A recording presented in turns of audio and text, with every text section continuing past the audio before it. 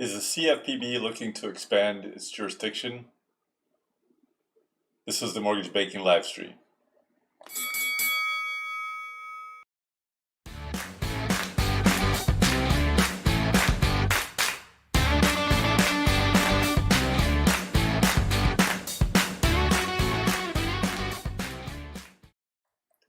Welcome. This is the Mortgage Banking live stream. Today is February 10th, 2022. I'm Troy at Garris Horn, and we are here to talk business. We're here to talk politics, here to talk regulation. If you have questions, contact me. My contact information is down below in the YouTube channel. You can see it in the description. It has my phone number. You can call me. You can text me. You can email me. It has my email contact down there as well. And as we get started, a couple shouts out. The TMBA, the Texas Mortgage Bankers Association's Southern Secondary, is going to be in Houston from February 21st to 22nd. It's an excellent conference.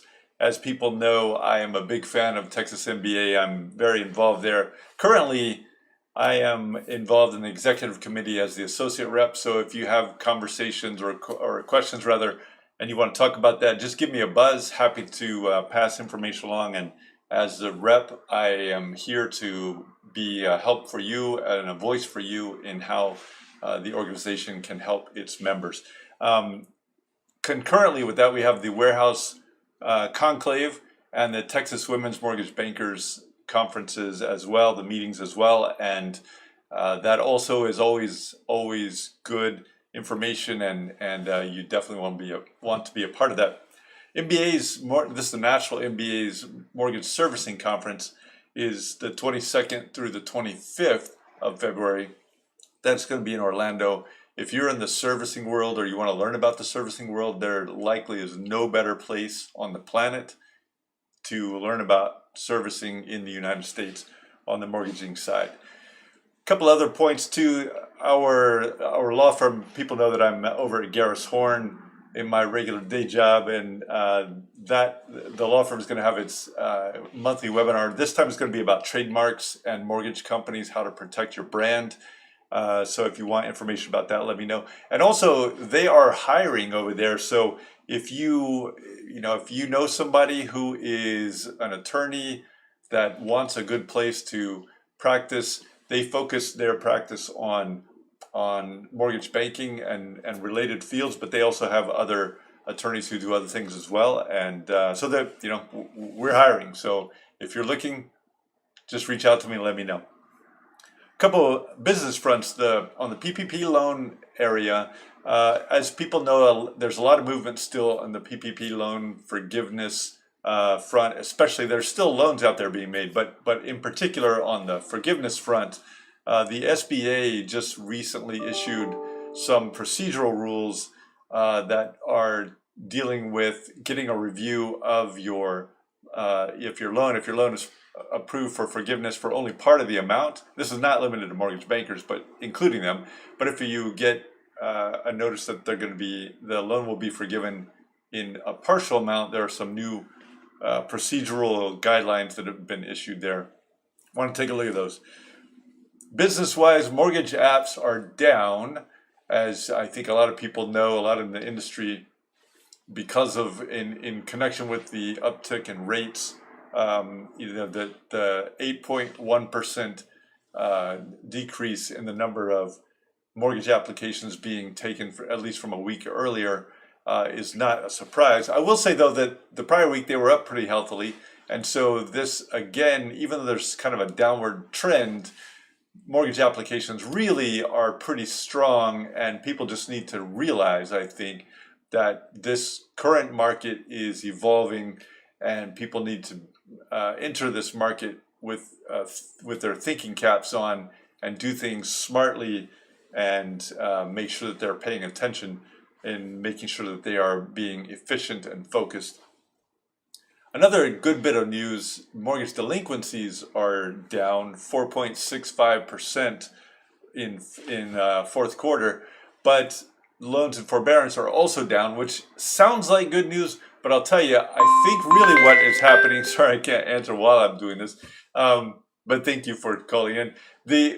the feel free to text me if you want.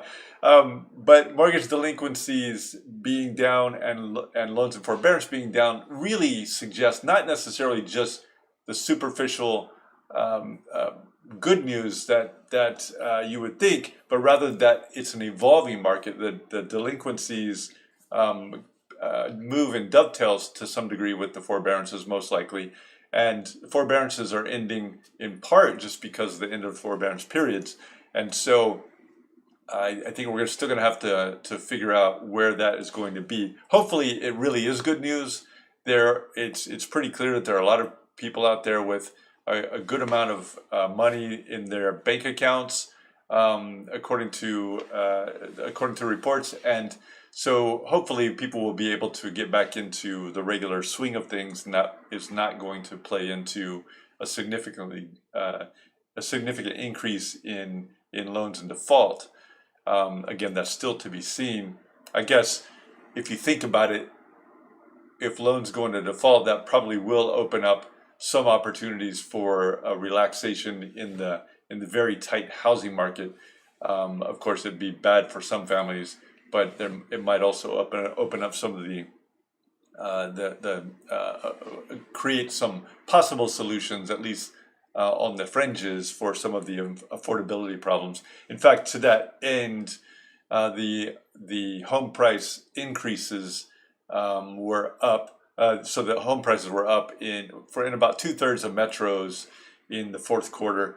That's fewer than before, up double digits, I should say. So that's fewer metros that had double-digit increases than the previous quarter, but still there's a big impact on affordability, and people are struggling to get in, especially at the more affordable housing type home price levels, and especially first-time home buyers and the like really are looking for ways to try to figure out how to address these issues and get into a home. Because really, when you think about it, this is one of the things about what I do and what I love about our industry, is that we really create the primary vehicle for building wealth for families. And so I think there's some real opportunities there, and some people are figuring that out, but there are some significant challenges too. Let's move to regulation. On the fair lending side, fair lending is a hot topic, as a lot of people know. It has been, despite the conventional wisdom that during the Trump administration it wasn't really a front burner item. I would disagree with that, and I've told people this a lot of times. But under the Trump administration, also there were a lot of investigations that were open. People could disagree and quibble on whether it's down, whether it's up, or whatever it is. But I will say that it's a front burner item. In my view, always has been, but in particular, it is today. And I know that a lot of people are aware that Director Chopra, the new director over at the CFPB, and a lot of other people in the federal government in this administration are highly focused on how to address fair lending issues and how to address the inequities that they see in the system. And so there is a lot of action there. A lot of companies receiving fair lending investigation notices and requests for information. And so just be aware of that. Now, before you receive these types of investigation notices, if everyone is to come to you, is a good time to be really focusing on this and battening down the hatches, so to speak, and finding good ways to do good business for all people, and in ways that help all people, including yourself, including your company. There's a lot out there that can be done, and that probably benefit you in the long run, including vis-a-vis your regulators and the people that you work with in that sense. On the CFPB front, a couple of other items. They seem to be, now that they have a director in place, firing on all cylinders. They didn't slow down much during the acting director Waggio's tenure there, about 9 months in the making, but or 9 months in tenure. But they are still running fast and heavy. The creative and aggressive is how I describe the CFPB currently. And there's interesting aspects too. And this is what I mentioned at the top of the show, is that the CFPB seems to be hinting that it is exploring lots of different ways, some of getting into areas that the CFPB historically has not ventured into, and some might even wonder or question whether it should be in there. And I'm not taking a position on this, but I'm just mentioning and noting it. So in a recent press release and a request for information where the CFPB is exploring what they call junk fees for a bunch of different areas of the industry, including mortgage. So think about that, and you may want to comment there. They also mention, almost in passing, but you wonder why, if it's just passing. They don't usually use words loosely. They mention junk fees in such areas as hotel resorts. They mention junk fees in the context of concert venues and tickets.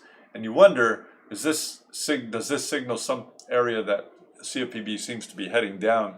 Nobody really knows yet, but it's worth thinking about. It's also worth thinking about how they are trying to be creative. Another area they mentioned just recently was in the area of federal, state, and local contractors, in particular, in connection with people that are incarcerated and the lack of choice of providers inside the institutions of incarceration. And this is again an area that has not really been explored all that much, at least historically, by the CFPB. And it shows that the new director, in my view, is in there thinking through various areas where he sees potential for abuse, and he's exploring that area. Again, I'm not even taking sides here, I'm just noting it, but keep that in mind, because I do think that this exhibits a person, he's very smart, a person who is a non-lawyer and trying to figure out things from a non-lawyer perspective in this area. So be aware of that, stay attuned. Another example of the aggressiveness on average in January just passed, there were announcements, about 2 a week announcements from the CFPB, and again, I just think this shows somebody who's active and engaged in trying to figure out how best to solve the problems that he foresees or sees out there. Another couple of items here. The acting director, I mentioned him a moment ago. He was the acting director of the CFPB. His name is Dave Waggio. A lot of people are familiar with him. I've talked about him a lot. And he has been nominated now twice by President Biden's administration, or President Biden, for assuming the role of Assistant Secretary of the Office of Fair Housing and Equal Opportunity over at HUD. And both times of the nomination has gone over to the Senate Banking Committee and has died there, essentially being tied along partisan lines, been sent back to the president. But I would imagine that probably will progress on, and we'll see what happens there.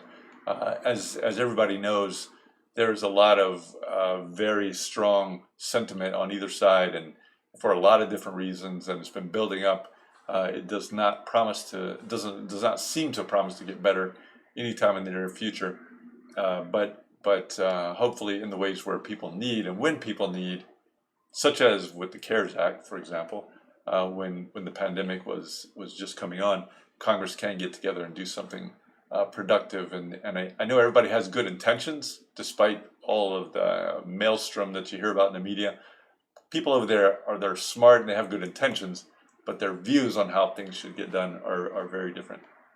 And anyway, so that's sitting over there, and I would expect that a renomination might occur, but we'll have to see where that goes. Thanks to everybody for all the support and kind words. Joy McGee, thank you for the kind words and support as always.